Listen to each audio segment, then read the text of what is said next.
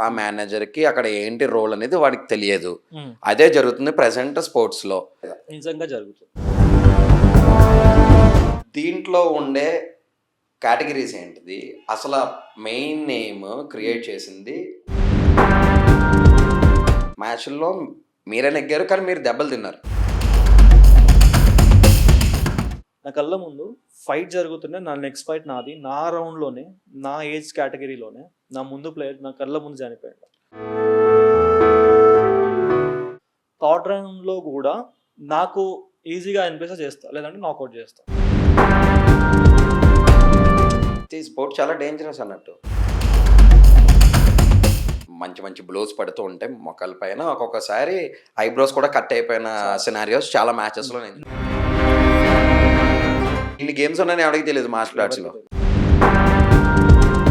అంటే kick boxing medal సాధిస్తే government జాబ్స్‌కి ఎలిజిబిలిటీ ఉందా? ఆ క్యాంపింగ్‌లో ఫ్రమ్ నార్త్, సౌత్ అనే భేదాలుంటాయి. ఉంటాయి. మీకు ఆ టైంలో ఇలాంటియేమన్నా ఎదురైనాయా? ర్యాగింగ్ చాలా, టైప్ ఇవన్నీ? చాలా ఎదురయ్యాయి. నేషనల్స్‌కెళ్ళి వచ్చేటప్పుడు నా ట్రైన్ టికెట్ కన్ఫర్మ్ అవ్వకపోతే మేము వాష్‌రూమ్ దగ్గర నిలబడి వచ్చిన రోజులు గూడా ఉన్నాయి. ఢిల్లీ నుంచి తెలంగాణ వరకు. ఎప్పుడైతే మీరు ఇన్ని మెడల్స్ సాధించారో హ్మ్. పేరెంట్స్ యొక్క రియాక్షన్ ఎలా అనిపించింది? వాళ్ళందరూ వద్దు అంటుండే. మా రిలేటివ్స్ అయినా సరే, ఎందుకు వాడికసలు బ్లడ్ ఒస్తుంటది. మీరింకా అవన్నీ ఆటలు పనికిరానివి ఎందుకు ఆడిపిస్తున్నారు అని చెప్పేసి. ఈ ఒక పక్కన స్ట్రగుల్ ఉంది. హ్మ్. అది ఆ స్ట్రగుల్‌ని అధిగమించి ఒక విక్టరీ అయితే మీకొచ్చింది.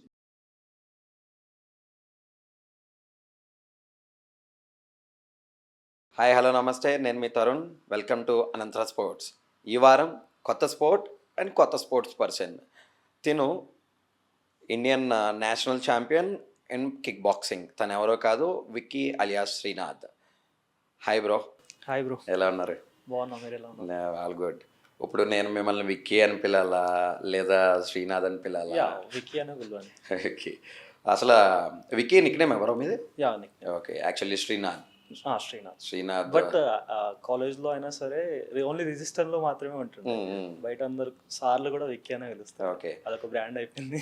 అసలు ఆహ్, మీ కెరియర్‌ని నేను తరోగా చూసా. హ్మ్. లైక్ మిమ్మల్ని ఫాలో అయ్యాను కాబట్టి చాలా ఇన్‌స్పైరింగ్ అనిపించింది బ్రో మీ కెరియర్. హ్మ్. ఎందుకంటే మార్షల్ ఆర్ట్స్ హ్మ్. మెయిన్‌గా మీరు కిక్ బాక్స్ నేషనల్ ఛాంపియన్ మీరు. యాహ్! యాహ్! అది మన సౌత్‌లో చాలామంది మైన్యూట్. చాలా అవును. తక్కువ మంది నేర్చుకుంటారు. అవును. సో, మీకు ఎలా పుట్టింది? అసలు ఆ ఆలోచన ఎలా వచ్చింది? నేను కిక్ బాక్సింగ్ చేయాలి అండ్ నేషనల్‌కి రిప్రజెంట్ చేయాలనేసి ఆలోచన ఎలా వచ్చిందసలు? బేసిక్‌గా నా జర్నీ స్టార్ట్ అయింది స్కూల్‌లో. నేను ఫోర్త్ క్లాస్‌లో ఉన్నప్పుడు స్టార్ట్ అయింది. ఓకేనా. ఫోర్త్ క్లాస్‌లో ఉన్నప్పుడు మా స్కూల్‌లో ఉంటుండే బేసిక్‌గా. అక్కడ స్టార్ట్ అయ్యి సో, నాకు మా మాస్టర్‌తోని, మా కోచ్‌తోని కొంచెం బాండ్ బిల్డ్ అయ్యి అట్లా అది క్లాస్ వరకెళ్ళింది అతని దగ్గర. సో, బేసిక్‌గా నాకు చిన్నప్పుడు నోస్ ప్రాబ్లమ్ ఉండే అనమాట. బ్లీడింగ్ అవుతుండే. వీక్‌లో 7 డేస్ ఉంటే 4 డేస్ హాస్పిటల్‌లోనే ఉంటుండే. సో, అందరూ వద్దు, వద్దు అన్నారు. జస్ట్ ట్రై చేద్దాం అన్నట్టు చాలా వీక్ ఉండే. సో, అట్లా అని చెప్పేసి కంటిన్యూ అయిపోయినా. అట్లా చేస్తుంటే కొంచెం మంచిగా అనిపించింది. నాకు కొంచెం ఎనర్జీ బిల్డ్ అవుతున్నట్టు అనిపించింది. సో, అట్లా జర్నీ స్టార్ట్ అయింది. అండ్ అక్కడ స్టార్ట్ అయిన జర్నీ ఈరోజు ఇక్కడి వరకు వచ్చింది. ఏ క్లాస్‌లో స్టార్ట్ చేశారు? ఫోర్త్ క్లాస్‌లో ఫోర్త్ క్లాస్ నుంచి ఇప్పటి వరకు.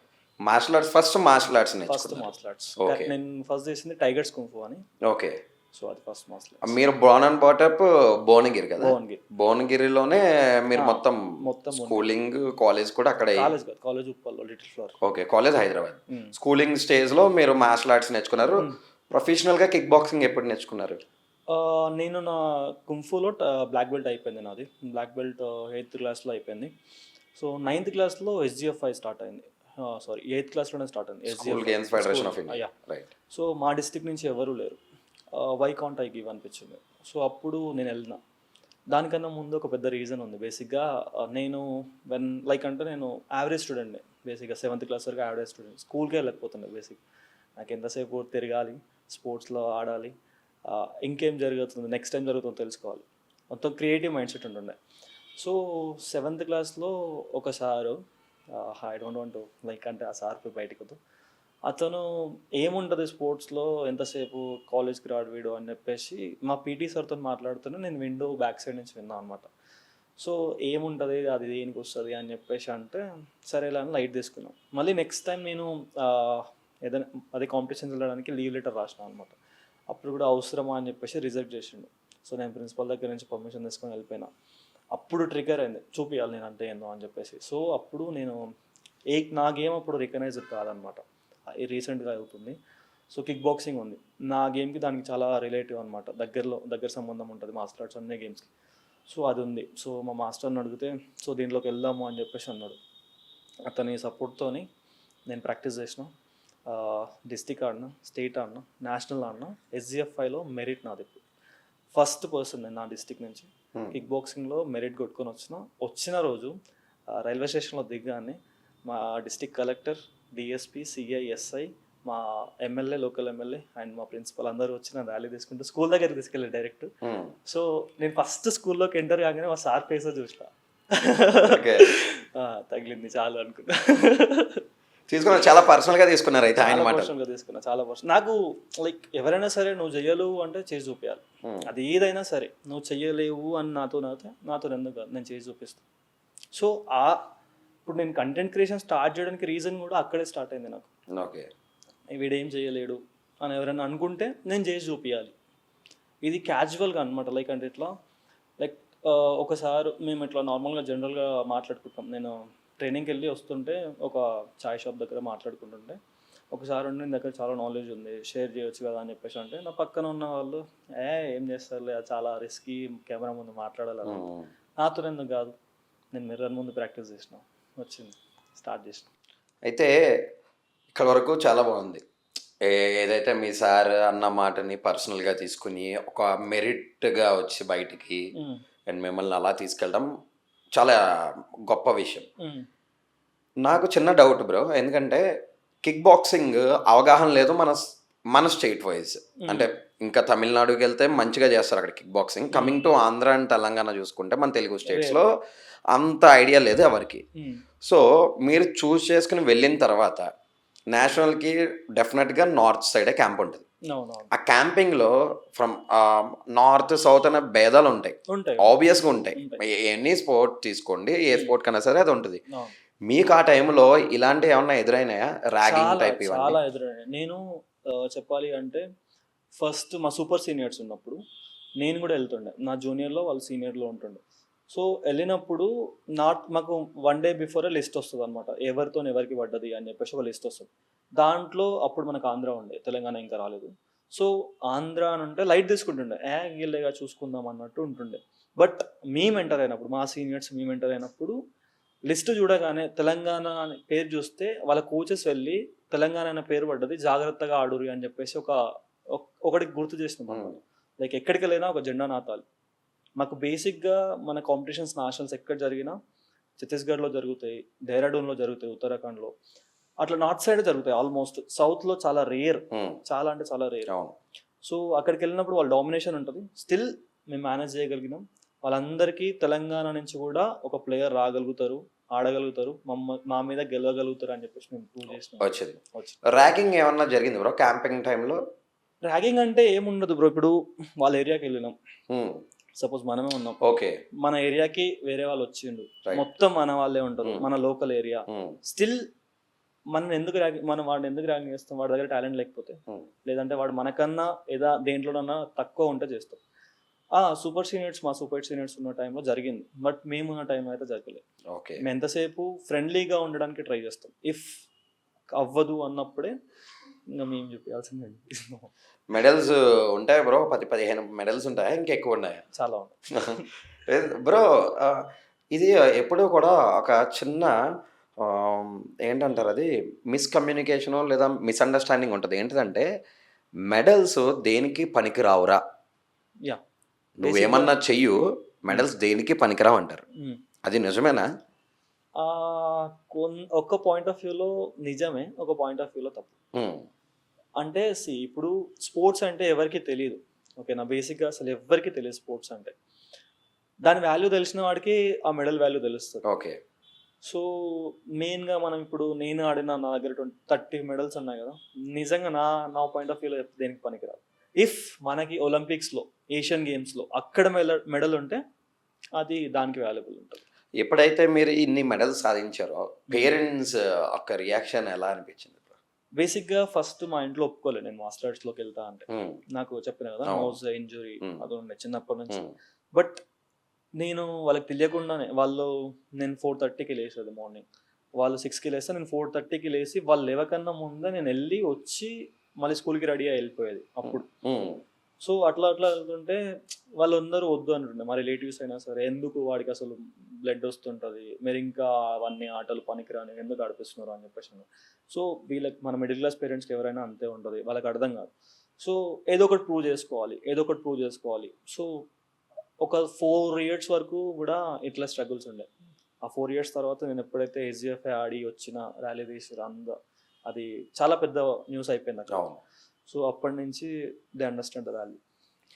బ్రో ఇప్పుడు ఈ స్పోర్ట్ చాలా డిఫికల్ట్ వన్. హ్మ్. బికాస్ దెబ్బలు చాలా గట్టిగా తగులుతాయి. హ్మ్. మంచి మంచి బ్లోస్ పడుతూ ఉంటాయి మొక్కల పైన. ఒక్కొక్కసారి ఐబ్రోస్ కూడా కట్ అయిపోయిన సినారియోస్ చాలా మ్యాచెస్‌లో నేను నా చూసాను. నా ముందు లైవ్‌లో చాలా మంది చనిపోయారు. మీకెప్పుడైనా అటువంటి జరిగిందా? లేదు. మనకి ఇప్పుడు దెబ్బలనేది కామన్. ఓకే. మనం మన స్ట్రాటజీ ఎట్లా ఉంది? దానికి యూజ్ చేసుకోవాలి. చాలా మంది ఎట్లా యూజ్ చేస్తారంటే, ఇప్పుడు నేను నా గేమ్ ఎట్లా ఆడతానంటే 3 రౌండ్స్ ఉంటది. ఎవ్రీ రౌండ్ 2 మినిట్స్ ఉంటది.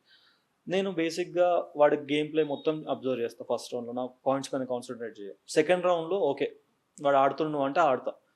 థర్డ్ రౌండ్‌లో గూడా నాకు ఈజీగా అనిపిస్తే చేస్తా. లేదంటే నాకౌట్ చేస్తా.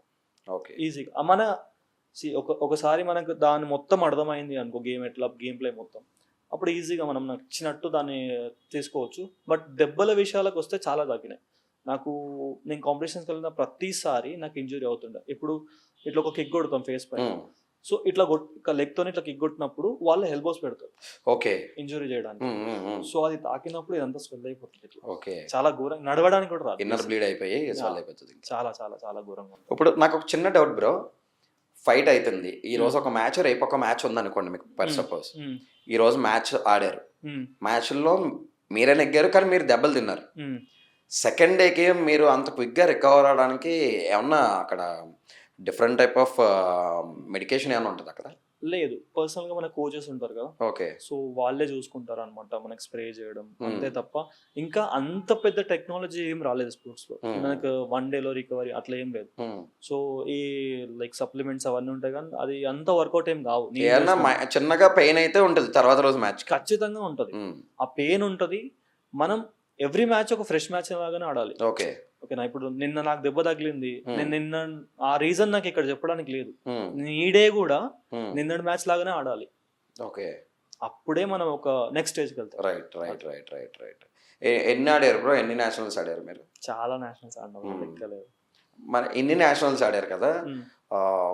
గవర్నమెంట్ జాబ్ ఆఫర్స్ ఏం రాలేదా మీకసలు? లేదు. మా రైల్వేస్‌లో వచ్చింది. హ్మ్. బట్ నాకప్పుడు క్వాలిఫికేషన్ లేదు. నేను ఓకే. చెప్పినా కదా! ఎస్‌జీఎఫ్ఐ వచ్చిన తర్వాత. యాహ్! అప్పుడు నాకు క్వాలిఫికేషన్ లేదు. ఓకే. సో, అప్పుడు నేను ఎళ్ళలేదు. అంటే కిక్ బాక్సింగ్ మెడల్ సాధిస్తే గవర్నమెంట్ జాబ్స్‌కి ఎలిజిబిలిటీ ఉందా? ఆహ్, లేదు బేసిక్‌గా. అది కొన్ని సార్లు ఉంది అంటారు. కొన్ని సార్లు లేదు అంటారు. ఓకే. సో, అక్కడ నాకు కొంచెం అంటే నేను మళ్ళీ చేంజ్ అయినా వేరే గేమ్‌కి. కిక్ బాక్సింగ్ నుంచి ఊషూకెళ్ళినా. హ్మ్. నేను ఆల్మోస్ట్ మార్షల్ ఆర్ట్స్‌లో అన్ని గేమ్స్ ఆడినా. అన్ని గేమ్స్ నేషనల్స్ ఆడినా. కుంఫు, అచ్చా! కరాటే ఆడినా. హ్మ్. బాక్సింగ్ ఆడినా. కిక్ హ్మ్. బాక్సింగ్ ఆడినా. ఊషూ ఆడినా. పెంకాసిలాట్ ఆడినా. అన్ని గేమ్స్ నేషనల్స్ ఆడినా. అన్ని గేమ్స్ మెరిట్ ఉన్నాయి. ఇన్ని గేమ్స్ ఉన్నాయని ఎవరికీ తెలీదు మార్షల్ ఎవరికీ ఆర్ట్స్‌లో. తెలీదు. ఎవరన్నా అంటే karate, kung fu and kick boxing అంటారు తప్ప తెలీదు. మిగతా మిగతా ఏమి కూడా చాలా ఎవరికీ గేమ్స్ తెలీదు. ఉంటాయి. ఇంకా థాయ్ బాక్సింగ్ అని ఉంటది. మూథాయ్ బాక్సింగ్ అని హ్మ్. ఉంటది. ఎంఎంఏ ఉంటది. హ్మ్. మిక్స్డ్ మార్షల్ అవును. ఆర్ట్స్. అవును. ఆహ్, చాలా ఉంటాయి. ఎంఎంఏ అఫీషియల్ చేయలేదు కదా! అసలు చేయలేదు. స్పోర్ట్ కింద అఫీషియల్ చేయలేదు. చేయలేదు. రైట్. అది ఇప్పుడు అన్‌అఫీషియల్ బేసిక్‌గా వేగా. మనం చెప్పినా కదా! నా కళ్ళ ముందే హ్మ్. నేను అప్పుడే నేషనల్ ఫస్ట్ టైమ్ ఆడుతున్నా. ఛత్తీస్‌గఢ్ బిలాస్‌పూర్‌లో. నా కళ్ళ ముందు ఫైట్ జరుగుతుండే. నా నెక్స్ట్ ఫైట్ నాది. నా రౌండ్‌లోనే, నా ఏజ్ కేటగరీలోనే నా ముందు ప్లేయర్ నా కళ్ళ ముందు చనిపోయాడు. అచ్చా! చనిపోయాడు. ఇక్కడ తగిలింది. పంచ్ హ్మ్. కొడితే చనిపోయాడు. మరి దానికి అపోజిట్ ప్లేయర్‌కి ఏమైనా ఏముండదు. పనిష్మెంట్ ఏమైనా ఉంటదా? అటువంటిది ఏమి ఉండదా? జస్ట్ డిస్‌క్వాలిఫై చేస్తారు. హ్మ్. ఫస్టే మనం గేమ్ ఆడే ముందే మన అగ్రీమెంట్ రాపిచ్చుకుంటాం. ఓకే. ఏమైనా సరే ఏమైనా సరే మాకు సంబంధం లేదు. మీ అంటే మీ మీ వల్ల అంటే లైక్ మీతోనే వస్తున్నారు. మీ ఇష్టంతోనే వస్తున్నారు అన్నట్టు. అచ్చా! అయితే ఈ స్పోర్ట్ చాలా డేంజరస్ అన్నట్టు. కంపేరింగ్ చాలా టు డేంజరస్. క్రికెట్, బాస్కెట్‌బాల్ ఇటువంటి యాహ్! ఆటిల్లో ఎవడు రాయడు. హ్మ్. ఆ అగ్రీమెంట్ కూడా ఉండదు నాకు తెలిసి. ఉండదు. కానీ ఈ స్పోర్ట్లో ఇంత అగ్రిమెంట్ అయినా కానీ డేర్ చేసి వెళ్తున్నారు పర్సన్స్. యా వేరే గేమ్స్ లో కూడా ఉంటది. ఇప్పుడు వేరే గేమ్స్ లో నీకు దెబ్బలు తగలపోవచ్చు, బట్ కార్డియాక్ ఇష్యూస్ వస్తాయి, చిన్న చిన్న ఇంజురీస్ అవునవును, మరీ ఎంత చనిపోయే అంత మేజర్ గా అంతగానం ఏముండదు. రైట్. ఏమన్నా హార్ట్ ఇష్యూస్, ఇంజురీస్ అలా ఉంటది అంతే. కానీ చాలా రిస్కీ గేమ్ ఇది, చాలా రిస్క్. ఇక్కడ వరకు ఫస్టే చాలా డిసైడ్ అయి రావాలి, ఫస్టే డిసైడ్ అయి రావాలి. ఓకే, నువ్వు ప్రతి గేమ్ డూ ఆడ్ అయ్యి ఆడు అంతే. ఇవ్వాలి, 100% ఇవ్వాలి, 100% ఇవ్వాలి. రిజల్ట్ పైన focus whether you may die, నువ్వు ఇవ్వాల్సిందే 100%. అంతే. రైట్ బ్రో, ఇక్కడి వరకు చాలా బాగుంది. ఇది ఒక చాప్టర్ ఆఫ్ యువర్ నీ లైఫ్లో ఒక చాప్టర్ అనుకోవచ్చు ఇది. సెకండ్ చాప్టర్ వచ్చేసి చాలా ఇన్స్పైరింగ్ వన్. మీ ఇన్స్టాగ్రామ్ అకౌంట్ చూసా, దగ్గర 25K to 30K ఫాలోవర్స్ ఉన్నారు మీ దాంట్లో. అండ్ దాంట్లో ప్రతి వీడియో కూడా, ప్రతి రీల్ కూడా ప్రతి ఒక్క స్పోర్ట్ పర్సన్ని, స్పోర్ట్ మీద ఉన్న ఇంట్రెస్ట్ ఉన్న ప్రతి ఒక్కరిని కూడా ఉత్తేజపరిచేలాగా మీ రీల్స్ ఉంటాయి. అండ్ మీరు కూడా ఒక గైడెన్స్ రూపంలో రీల్స్ పెడతారు. ఎందుకనేసి అంటే మీరు ఆడారు, మీరు sports authority of India coaching కూడా మీరు చేశారు, రైట్? ఇదంతా అయిపోయిన తర్వాత మీరే ఎందుకు చేయాల్సి వస్తుంది ఇది? ఇప్పుడు ఫర్ ఎగ్జాంపుల్ ఒక పర్సన్ ఉండు, ఎక్స్ అనే పర్సన్ ఉండు, వాడు 10th క్లాస్ అయిపోయింది, ఇంటర్ అయిపోయిన తర్వాత అబ్రాడ్ వెళ్దాం అనుకుంటున్నాడు. వాడికి కెరియర్ లో గైడెన్స్ ఇచ్చే వాళ్ళు చాలా మంది ఉన్నారు. వాట్ అబౌట్ స్పోర్ట్స్ లో ఎవరైనా ఉన్నారు? మెయిన్ గా మన తెలుగు స్టేట్స్ నుంచి ఎవరైనా ఉన్నారు? లేరు.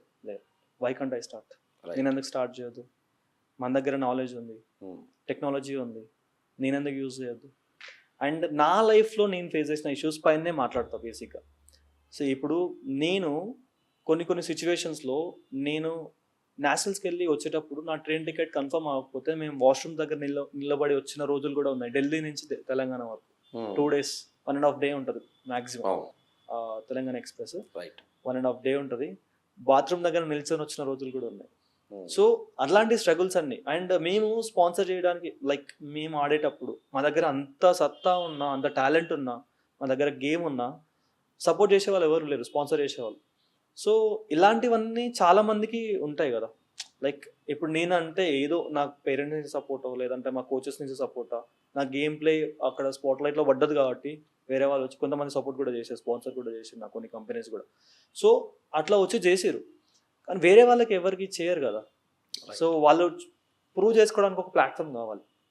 సో ప్రూవ్ చేసుకోవడానికి ప్లాట్ఫామ్ కన్నా ముందు ఒక గైడెన్స్ అనేది కావాలి. ఫర్ ఎగ్జాంపుల్ మనం ఇక్కడ ఉన్నాం హైదరాబాద్లో, లెట్స్ సే ఒక వరంగల్ అనే విలేజ్కి వెళ్ళాలి. మనం గూగుల్ మ్యాప్ ఓపెన్ చేసి నేను ఇక్కడ ఉన్నా, డెస్టినేషన్ నాకు వరంగల్, అక్కడికి వెళ్ళాలి. అక్కడ నీకు ఒక 3 to 4 రూట్స్ చూపిస్తుంది. ఒకటి ఇట్లా నుంచి ఉప్పల్ నుంచి వెళ్ళాలి, లేదు ఓఆర్ఆర్ నుంచి వెళ్ళాలి, లేదంటే అట్లా అని చెప్పేసి నీకు టైము, డిస్టెన్స్, నువ్వు బైక్లో వెళ్తావా, కార్లో వెళ్తావా, ట్రైన్లో వెళ్తావా అని చెప్పేసి క్లియర్గా చూపిస్తాం. ఆఫ్టర్ ఆల్ ఒక డెస్టినేషన్ ప్లేస్కి వెళ్ళేటప్పుడు మనం అంత ఆలోచించుకొని వెళ్తే మన లైఫ్ కెరియర్ గురించి మరి, రైట్? సో దాంట్లో కూడా నీకు తెలియని రూట్లో ఎంత దూరం వెళ్ళినా వేస్ట్. అదే నీకు ఒక ప్రాపర్ గైడెన్స్ ఉండి నువ్వు ప్రాపర్ వేలో నువ్వు ఎంత స్లోగా వెళ్ళినా, నువ్వు నడుచుకుంటూ పాక్కుంటూ వెళ్ళినా కూడా అది బెటరే కదా. తెలియని రూట్లో ఎంత దూరం, ఎంత స్పీడ్తో ట్రావెల్ చేయడం కన్నా తెలిసిన రూట్లో నువ్వు ఎంత స్లోగా వెళ్ళడం better. Right. So inspirational. So ఈ ఆలోచన నుంచి వచ్చిందనా విక్సోరా స్పోర్ట్స్ అనేది? విక్సోరా స్పోర్ట్స్ దీని నుంచి వచ్చింది. బేసిక్గా నాకు అనే ఐడియా లేదనమాట. విక్సోరా స్పోర్ట్స్ స్టార్ట్ చేయమని చెప్పేసి నా ఫాలోవర్స్ నుంచి వచ్చింది. బేసిక్గా ఇంతగానం చేస్తున్నావా అన్న, దీన్ని ఉత్తనే పోకుండా దీనికంటే ఒక బ్రాండ్ చేయి, ఆ బ్రాండ్ మేమే తీసుకెళ్తాం పబ్లిక్ లోకి అని చెప్పేసి అన్నాను. సో దాన్ని అండ్ విక్సోరా స్పోర్ట్స్ అనేది కూడా, విక్సోరాలో విక్ అనేది మీ విక్కీలోంచి దానికి విక్ అంటే నా పేరు విక్కీ వస్తుంది, ఇంకోటి విక్టరీ అని వస్తుంది. సోరా అంటే నేను బేసిక్గా నేను భువనగిరి నుంచి, భువనగిరిలో భువనగిరి ఫోర్ట్ అని ఉంటుంది. సో ఆ భువనగిరి ఫోర్ట్ ఇక్కడ ఉంటుంది. ఇక్కడ నిల్చొని మనం చూసినప్పుడు దాని టిప్ స్కైలోకి వెళ్ళినట్టు ఉంటుంది. సో విక్టరీకి స్కై ఇస్ ద లిమిట్ అన్నట్టు, అసలు లిమిట్లెస్ విక్టరీకి. సో దానికోసం అని చెప్పేసి విక్సోరా స్పోర్ట్స్ అని చెప్పేసి నేను తీసుకొచ్చాను. ఓకే, అది కూడా మీరు grand launch with Hyderabad CP and మన సజ్జనర్ గారితో చేయించారు కదా. ఎలా ఉండింది, వాళ్ళు ఎలా రిసీవ్ చేసుకున్నారు? సివి ఆనంద్ సార్ కూడా ఎక్స్ క్రికెటర్, వాళ్ళ అబ్బాయి కూడా cricketer. Okay, you know the value of sports. So సార్తో మాట్లాడినప్పుడు అసలు సార్ నాకు అంత టైం ఇస్తాడా అనుకున్నాం బేసిక్గా ఫస్ట్. బట్ వెళ్ళి మాట్లాడిన తర్వాత నా పేరు గుర్తుండిపోయింది మైండ్లో. ఎట్లా అంటే ఇలాంటి ఐడియా నేను నా లైఫ్లో ఇంతవరకు ఎప్పుడు చూడలేదు. అందరూ చేయవచ్చు, కాకపోతే ఒక్క గేమ్ పైన చేశారు కానీ నువ్వు ఇండియాలో ఉన్న గేమ్స్ అన్నిటిపైన అవును, స్పోర్ట్స్ అవును. అథారిటీ ఆఫ్ ఇండియా అండర్లో ఉంది, మినిస్ట్రీ ఆఫ్ యూత్ అఫైర్స్ అండర్లో ఉంది, um, traditional old games, modern games అన్నిటిపైన అసలు కెరీర్ ఎలా బిల్డ్ చేసుకోవాలని చేస్తున్నావు కదా, అవును. ఈ ఐడియాకి అసలు హ్యాట్స్ ఆఫ్ అని చెప్పేసి అన్నాడు. Hmm. చాలా మెచ్చుకుండు. నీకు ఎలాంటి సపోర్ట్ కావాలన్నా సరే నా దగ్గరికి రా అని చెప్పేసి వాళ్ళ పిఏ నెంబర్ ఇచ్చిండు. చాలా మంచిగా రిసీవ్ చేసుకోండి. ఉమ్, ఉమ్. అండ్ సజ్జన్ గురించి మాట్లాడుకుంటే మా daddy RTC employee. Okay. So సార్కి తెలియదు, నేను వెళ్ళే వరకు తెలియదు. మా అన్నయ్య ఆర్మీ. ఉమ్, ఓకే, వెళ్ళి నేను మా అన్నయ్య అండ్ మా టీం అందరం కలిసి వెళ్దాం. వెళ్ళిన తర్వాత ఇట్లా మాట్లాడుకుంటూ అన్న ఐడియా చెప్పంగానే సార్ షాక్ అయ్యండు. అసలు same reaction um, CV Anand sir దగ్గర నుంచి ఎలా వచ్చిందో సజ్జనానంద్ సార్ దగ్గర నుంచి అదే వచ్చింది. ఉమ్, ఉమ్. అసలు ఇలాంటి ఐడియా ఎప్పుడు చూడలేదు, ఐడియా బాగుంది అని చెప్పేసి మాట్లాడిన తర్వాత ఎండ్లో నేను చెప్తున్నాను డాడీ కూడా ఆర్టీసీ ఎంప్లాయ్ అంటే, సో మనం అందరం ఒక ఫ్యామిలీ అన్నట్టే ఇప్పుడు అని చెప్పేసి మాట్లాడి, సో అట్లా మంచిగా రిసీవ్ చేసుకున్నాం. నీకు ఏ ఈవెంట్ చేసినా చెప్పు నాకు, కాకపోతే ఒక 2-3 days ముందు చెప్పు, నేను ఖచ్చితంగా వస్తా అని చెప్పేసి నాకు చెప్పండి. ఓకే, చాలా మంచిగా రిసీవ్ చేసుకున్నారు. చాలా బాగా రిసీవ్ చేసుకున్నాను. ఓకే. సో సార్ నెంబర్ కూడా ఉంది పర్సనల్గా, నాతో ఇప్పటికీ చార్జ్ చేస్తాను. ఉమ్. అయితే విక్సోరా ఉమ్. దీంట్లో ఉండే కేటగిరీస్ ఏంటిది, అసలు మెయిన్ నేమ్ క్రియేట్ చేసింది ఇప్పుడు నాకు ఏదైతే మీరు చెప్పారో ఉమ్. గైడెన్స్ ఇద్దామన్న కాన్సెప్ట్, ఇది టెక్నాలజికల్గా ఒక గైడెన్స్ యాప్ కింద మీరు ప్రమోట్ చేస్తున్నారు ఏంటిదన్న? లేదు, బేసిక్గా విక్సోరా స్పోర్ట్స్ అనేది ప్రతి ఒక్క స్పోర్ట్స్ ప్లేయర్కి వాళ్ళ లైఫ్లో వాళ్ళకంటూ ఒక గోల్ ఉంటే ఆ గోల్కి కెరియర్ పాత్ ఎలా బిల్డ్ చేసుకోవాలి. ఫర్ ఎగ్జాంపుల్ ఒక ప్లేయర్ ఉండి వాడు డిస్ట్రిక్ట్, స్టేట్, నేషనల్ ఆడిన తర్వాత ఏం చేయాలి, స్పోర్ట్స్ కూడా జాబ్ సైడ్ వెళ్ళాలి, వాడికి ఆ గేమ్లో ఏ సర్టిఫికేట్ కావాలి, ఓకేనా, అసలు ఆ గేమ్ స్పోర్ట్స్ లైక్ అంటే స్పోర్ట్స్ కోటాకి ఎలిజిబుల్ అయినా లేదు, వాడు ఒకవేళ ఏషియన్ ఒలింపిక్స్ సైడ్ వెళ్ళాలనుకో దానికి ఎలా వెళ్ళాలి. ప్లేయర్ గురించి పక్కన పెడితే ఇప్పుడు ఒక కోచ్ ఉండడు. ఒక కోచ్ అంటే బేసిక్గా మనం చూసినప్పుడు ఏంది, ఒక అకాడమీ పెట్టుకుంటాడు, లేదంటే ఎక్కడ గ్రౌండ్లో క్లాస్ తీసుకుంటాడు, అక్కడ లేదు, ఇంకా ముందుకు వెళ్ళొచ్చు, ఎన్ఐఎస్ కోచ్ అవ్వచ్చు, స్పోర్ట్స్ అథారిటీ ఆఫ్ అండర్లో కోచ్ అయ్యి ఖేలో ఇండియా సెంటర్స్ ఉంటాయి వాటికి కోచ్ అవ్వచ్చు. ప్లస్ ఇప్పుడు మన కబడ్డీలో తెలుగు టైటన్స్ అనే టీం ఉంది, దానికి మేనేజర్స్ అవ్వచ్చు. ఇలాంటి ఆప్షన్స్ ఉన్నాయి కానీ ఎవరికి తెలియదు. వై కాంట్ వి బ్రింగ్, మనం ఎందుకు తీసుకురావద్దు? విక్సోరా స్పోర్ట్స్ అన్ని ప్రొవైడ్ చేస్తాయి. అండ్ ప్రతి ఒక్క స్పోర్ట్స్ ప్లేయర్కి కావాల్సిన బెస్ట్ అకాడమీస్ ఆల్ ఓవర్ ఇండియాలో, బెస్ట్ స్పోర్ట్స్ ఎక్స్పర్ట్స్. అండ్ వాళ్ళకి ఒకవేళ ఫైనాన్షియల్ సిచ్యువేషన్ బాగాలేవు, స్పాన్సర్ చేసే వాళ్ళు కూడా ఉన్నారు చాలామంది, వాళ్ళతో టైఅప్ అవుతున్నాం మేము. వాళ్ళు స్క్రీనింగ్ టెస్ట్ పెడతారు. ఇఫ్ మీరే ఉన్నారు, మీరు వెళ్ళి ఒక గేమ్కి ఆడాలనుకుంటున్నారు, మీరు నిజంగానే వెళ్ళినారా, మీ సర్టిఫికేట్స్ అన్నీ మీరు లైక్ నేషనల్స్ కోసం వెళ్తుంటే స్టేట్ సర్టిఫికేట్స్ పెట్టాలి, అవి ఆ సర్టిఫికేట్స్ అన్ని వెళ్ళిండా అతను ఆడిండా అని చెప్పేసి వెరిఫికేషన్స్ అవుతాయి. మీ అసోసియేషన్స్ తో వెరిఫికేషన్స్ అవుతాయి. అలా మొత్తం స్క్రీనింగ్ టెస్ట్ అయిపోయిన తర్వాత ఓకే అనుకుంటే నీకు మొత్తం ఇవ్వకుండా నీకు అక్కడ ఎంట్రీ టికెటా లేదా నీ జర్నీకా దేనికైనా ప్రొవైడ్ చేస్తారు. Okay, based on your performance. అట్లా బ్రో ఇక్కడ చిన్న నాకు ఒక డౌట్ ఉంది. ఏంటంటే మీరు ఇప్పుడు మెన్షన్ చేసినట్టు కబడ్డీ టీమ్స్ కానీ మిగతా టీమ్స్కి మేనేజర్స్ కింద వెళ్ళొచ్చు అనేసి, ఇది చాలా వరకు బయట ఉన్న ఒక అపోహనో చెప్పాలో అది నిజమో చెప్పాలో తెలియదు, కానీ అదేమీ మనం బయట నుంచి తీసుకోర్రా. ఓనర్ ఎవరైతే ఉంటాడో ఆ ఓనర్కి తెలిసిన వాళ్ళని ఒక మేనేజర్ కింద అపాయింట్ చేసేస్తాడు. ఆ మేనేజర్కి అక్కడ ఏంటి రోల్ అనేది వాడికి తెలియదు. అదే జరుగుతుంది ప్రజెంట్ స్పోర్ట్స్లో అనేసి ఒకటి ఉంది బయట టాక్. అది నిజమా కాదా, నిజంగా జరుగుతుందా లేదా? నిజంగా జరుగుతుంది. సో ఎందుకు జరుగుతుంది అంటే ఫస్ట్ దాని గురించి అవేర్నెస్ ఎవరికి లేదు. అవేర్నెస్ లేక ఇప్పుడు నేనే మేనేజర్ ఉన్నా, నువ్వు నా ఫ్రెండ్, నీకు స్పోర్ట్స్ గురించి కొంచెం ఐడియా ఉంది, నీకు ఇచ్చేస్తా. వేరే ఎక్స్పర్సన్ వచ్చి అడగడానికి లేదు కదా, ఇలాంటి ఒక ఆప్షన్ ఉందని చెప్పేసి అడగడానికి ఎవరు లేదు. సో అది అప్పుడు అట్లా జరుగుతున్నాయి. బట్ అవన్నీ బయటికి చెప్పడానికి ఎవరు లేదు. జరగడం అయితే జరుగుతుంది. నాట్ ఓన్లీ ఒక స్పెసిఫిక్ స్పోర్ట్ అని కాదు, మొత్తం అన్ని స్పోర్ట్స్లలో జరుగుతుంది. అన్ని గేమ్స్లో పాలిటిక్స్ అనేది ఇన్వాల్వ్ అవుతాయి, ఖచ్చితంగా అవుతాయి. బట్ మన పర్ఫార్మెన్స్ బెటర్ ఉంటే ఎవరేం చేయలేరు. ఓకేనా, మనకి రైట్ సపోర్ట్ చేసే వాళ్ళు ఉండి మన గేమ్ ప్లే మంచిగా ఉంటే మనం ఎవరు ఆపేవాళ్ళు ఉండరు. అండ్ ఇంకొక విషయం ఏంటి అంటే రీసెంట్గా నాకు చాలా వచ్చిన డిఎమ్స్, కబడ్డీ టీం ఉంది కదా తెలుగు టైటన్స్ టీం, దాంట్లో లాస్ట్ 10 years నుంచి ఒక్క తెలుగు ప్లేయర్ కూడా లేడు. లేరా బ్రో? ఒక్క తెలుగు ప్లేయర్ కూడా లేడు. అవునా? Head coach is from Haryana, chief coach is from Haryana, all అంటే టీంలో ఉండే 8 to 9 players from Haryana. So దీనిపైన ఎవ్వరు కూడా మాట్లాడట్లేదు. రైట్. అండ్ ఇంకొక విషయం ఏంటి అంటే బ్యాడ్మింటన్లో రీసెంట్గా జరిగిన వరల్డ్ యూనివర్సిటీ గేమ్స్లో 12 మెంబర్స్ వెళ్ళారు. అక్కడ ఆడింది మాత్రం 6 మెంబర్స్. అక్కడ ఆడింది 6 మెంబర్స్. 12 మెంబర్స్ ఎందుకు తీసుకెళ్లారు మరి? తీసుకెళ్ళారు కానీ ఆడింది 6 మెంబర్స్. దాని గురించి ఎవ్వరికీ తెలియదు. బికాస్ వాళ్ళ ఉన్న వాళ్ళకి తెలుసు. బట్ బేసిక్గా ఇప్పుడు ఒక ప్లేయర్ వచ్చిండు, నాకు ఒక ప్లేయర్ చెప్పిండు, అన్న నేను ఇష్యూ ఇది అయింది బట్ నా పేరు బయటికి రావద్దు, నా పేరు బయటకు వస్తే నా లైఫ్ ఉండదు అని చెప్పేసి అన్నాడు. సో వాడి బాధ నాకు తెలుసు, ఎందుకంటే నేను వాడి స్టేజ్ నుంచి వచ్చిన. అంతెందుకు నేను ఆడిన ఒక గేమ్లో నా గేమ్ ప్లే తెలుసు, నేను ఎట్లా ఆడుతానో తెలుసు, నేను ఎక్కడికి వెళ్ళినా ఒక బెంచ్ మార్క్ క్రియేట్ చేసిన. ఏ స్టేట్కి వెళ్ళినా నాకు ఇప్పుడు ఆల్ ఓవర్ ఇండియాలో అన్ని స్టేట్స్ నుంచి ఫ్రెండ్స్ ఉన్నారు మార్షల్ ఆర్ట్స్ నుంచి. ఒక గేమ్ పేరు వద్దు, నేను ఆడిన గేమ్లోనే నేషనల్స్లో నన్ను తీసుకెళ్ళిన టీమ్ ప్రెసిడెంట్ ఉంటాడు కదా, అతనే నన్ను డిస్క్వాలిఫై చేశాను. అంటే ఎలా?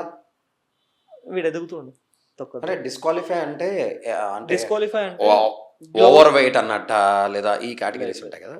గ్లౌజ్ కి పట్టి ఉంటుంది, రైట్, ఆ పట్టి ఉండట్లేదు, ఒకటే ఊడిపోతుంది నేను ఆడుతున్న మ్యాచ్. ఆ చిన్న రీజన్తో డిస్క్వాలిఫై చేసి is the main judge. Disqualify చేస్తే నేను అదే రోజు మా కోచ్తో మాట్లాడి నన్ను ఇట్లా డిస్క్వాలిఫై చేసిండు, నేను ఈ గేమ్లో ఉండాలనుకోవట్లేదు, నేను అంటే వేరే గేమ్లోకి స్టార్ట్ అవుతా అని చెప్పేసి అదే రోజు అదే టైంలో నేను ఒక లెటర్ రాసి ఆ గేమ్ నుంచి నేను వెళ్ళిపోతున్నా అని చెప్పేసి పెట్టి అతనికి రిసీవ్ ఇచ్చేసి నేను ఫ్లైట్ ఇంటికి వచ్చేసి మళ్ళీ నెక్స్ట్ గేమ్లో ఎంటర్ అయ్యి అదే గేమ్లో నేషనల్స్లో మెరిట్ కొట్టి ఇప్పుడు sports authority of India NIS coach అన్న ఎవరైతే నన్ను డిస్క్వాలిఫై చేసిన పర్సన్ ఉంటారో అతనే కాల్ చేసి కంగ్రాచులేషన్స్ చెప్పి ఎన్ఐఎస్ కోచ్ అయిపోయిన తర్వాత. ఒక పక్కన స్ట్రగుల్ ఉంది, అది ఆ స్ట్రగుల్ని అధిగమించి ఒక విక్టరీ అయితే మీకు వచ్చింది. చాలా ఇన్స్పిరేషనల్గా ఉంది మీ స్టోరీ మొత్తం. ఎందుకంటే ఈ యంగ్స్టర్స్కే కావాల్సింది ఇటువంటి పోడ్కాస్ట్ అండ్ ఇటువంటి ప్లేయర్ నాకు కావాల్సింది. బికాస్ చాలా మంది స్పోర్ట్స్ పర్సన్స్ ఉన్నారు, వాళ్ళ స్పోర్ట్స్ బ్యాక్గ్రౌండ్ అంతా కూడా మా డాడీ ప్రీవియస్ ప్లేయర్ లేదా మా డాడీ ప్రీవియస్ ప్లేయర్ ఇలా చెప్పుకుంటూ వచ్చారు తప్ప ఎవరు కూడా ఇంత బ్రీఫ్గా నాకు చెప్పలేదు. ఎందుకంటే మీ ఇంట్లో స్పోర్ట్స్ మెన్ నాలెడ్జ్ జీరో పేరెంట్స్కి.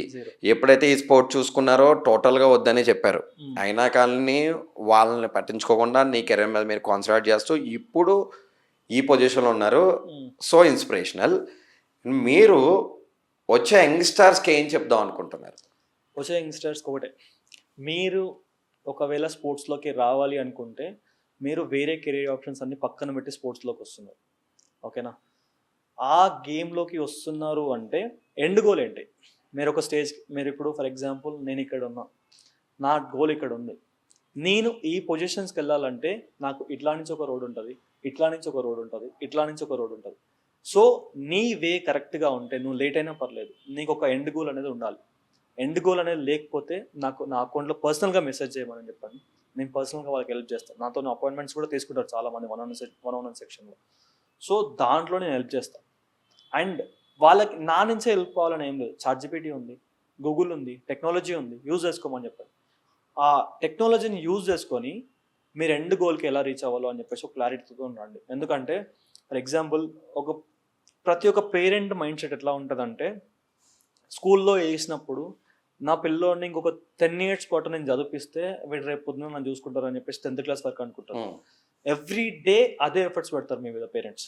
నెక్స్ట్ ఇంటర్ 2 years, వీడు 2 years వరకు చదివిపిస్తే చాలు, నెక్స్ట్ వీడు చూసుకుంటారు అనుకుంటారు. అప్పటికి మనకి జాబ్ రాదు. Graduation 4 years. సో ఈ 4 years కష్టపడి ఏదో అప్పు సప్పు చేసి నేను పెడితే వీడి మీద రేపు పొద్దున వీడు నన్ను చూసుకుంటాడు అని చెప్పేసి ఒకటి ఉంటుంది. రేపు పొద్దున వీడే అప్పు చేసినా వాడే తెరుపుకుంటాడు అని చెప్పేసి అనుకుంటారు. But end of the day నీ గ్రాడ్యుయేషన్ అయిపోయిన తర్వాత నీకు జాబ్ రాకపోతే, నీకు ఒక ఇన్కమ్ సోర్స్ రాకపోతే నీ సిచ్యువేషన్ ఏంటి? నీ పైన హోప్స్ పెట్టుకున్న మీ పేరెంట్స్ సిచ్యువేషన్ ఏంటిది? నీ సిచ్యువేషన్ ఏంటి? నీ పైన ఆల్రెడీ ఎవ్రీ ఇయర్ ఒక 1 lakh వేసుకున్నా కూడా నీకు నర్సరీ నుంచి ఆల్మోస్ట్ లైక్ 15 years కదా, 15 lakhs మీద ఇన్వెస్ట్మెంట్ చేశారు. సో ఓన్లీ ఎడ్యుకేషనే కాదు, నీకు ఫుడ్, బెడ్, షెల్టర్, నీకు ఇంకా అదర్ యాక్టివిటీస్ ఉంటాయి. దాన్నిటికీ నువ్వు స్పోర్ట్స్లోకి వస్తే నీ ఈవెంట్స్కి కూడా వాళ్ళే పెట్టుకోవాలి, నీ కాంపిటీషన్స్ కూడా వాళ్ళే పెట్టుకోవాలి. ఇవన్నిటికీ ఒక 20 lakhs మీద ఇన్వెస్ట్మెంట్ చేశారు వాళ్ళు. సో వాటన్నిటికీ ఆన్సర్ ఏంటి దగ్గర? అవన్నిటికీ ఆన్సర్ ఇచ్చేలాగా ఉండాలి. ఎండ్ ఆఫ్ ది డే నీకు కావాల్సిన ఒక ఇన్కమ్ సోర్స్ కావాలి. నువ్వేమైనా చేసుకో, నీకు ఒక ఇన్కమ్ సోర్స్ కావాలి. పేరెంట్స్కి నేను ఉన్నా అని ఒక ధైర్యం కావాలి. అది ఎంతసేపు నేను సర్వీస్ చేస్తా, దేశానికి సర్వీస్ చేస్తా, నాకు పైసలు వద్దు అంటే నడవదు. ఎవ్వరు కూడా గుర్తించరు. చాలా మంచి పెద్ద పెద్ద టాలెంటెడ్ పర్సన్స్ ఉన్నారు మన దగ్గర. నాకన్నా తోపు ప్లేయర్స్ ఉన్నారు, కోచెస్ ఉన్నారు. స్టిల్ వాళ్ళు స్పాట్ లైట్లోకి ఎందుకు రావట్లేదు అంటే వాళ్ళ దగ్గర ఫైనాన్షియల్ సిచ్యువేషన్స్ బాగాలేకనే. సో ఆ ఫైనాన్షియల్ సిచ్యువేషన్స్ చేసుకోవాలి అనుకుంటే ఇప్పుడు స్టార్ట్ చేస్తున్న ప్రతి ఒక్కరికి, స్టార్ట్ చేయాలనుకున్న వాళ్ళకి బెటర్ మీ స్పోర్ట్స్ కెరియర్ స్టార్ట్ చేసినప్పటి నుంచే ఇంకొక స్కిల్ పైన కూడా ఫోకస్ చేయండి. ఆ స్కిల్ పైన ఫోకస్ చేసి మీరు ఆ స్కిల్ని నేర్చుకోండి. సేమ్ టైం స్పోర్ట్స్ పైన కూడా ఫోకస్ చేయండి. ఈ స్కిల్ నుంచి మీకు రెవెన్యూ రావాలి. మీ ఇంట్లో వాళ్ళ మీద మీరు ఫోర్స్ చేసి నాకు పెట్టు అని చెప్పేసి మీరు అనొద్దు.